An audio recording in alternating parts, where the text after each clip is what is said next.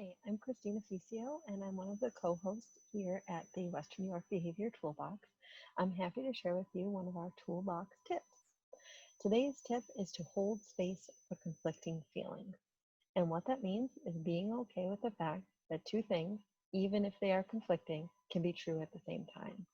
So, as a mom of a teenager, what this might mean for me is that I can feel really, really proud of my teenager's accomplishments, and at the very same time, be extremely frustrated that she is not following through with a chore that I might have asked her to do, or if she's demonstrating some immaturity in a situation. So, I am both frustrated and proud at the same time. Those two feelings are conflicting, but it's okay for me to have both of them. Similarly, if I am just an adult who's dealing with the pandemic, who's dealing with some uncertain times, I can feel both grateful that my family is safe and healthy, and at the same time, I can feel anxious because I'm uncertain of when my work schedule is going to get back to normal. I'm a little uncomfortable with the way that our routine is a little bit more lax than I feel like it should be.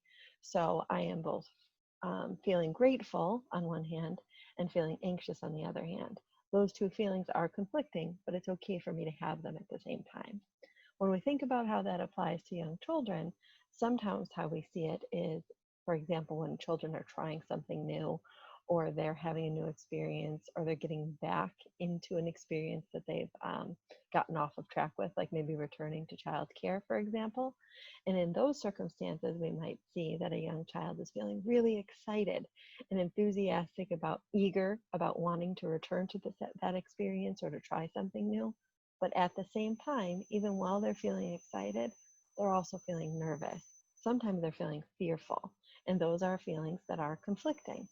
It's really important as adults for us to hold space, which means that we are just okay with the fact, acknowledging the fact that we have these conflicting feelings, and that's normal, and it's common, and it's okay. When our children see us holding that space for conflicting feelings, they see that that's okay for them too. If your children are really young, you might need to actually say it out loud. And you know what? Even as a parent of a teenager, sometimes I need to acknowledge it out loud to say that I am feeling this and I am feeling this. And I recognize that these two things can be true at the same time. It might sound silly, but if you can find an opportunity to hold space, to acknowledge that I'm having these conflicting feelings, sometimes just naming those feelings and acknowledging that it's okay to have them is all you need to work through them. So that's today's toolbox tip. Hold space for conflicting feelings and help your children to do the same. See you soon.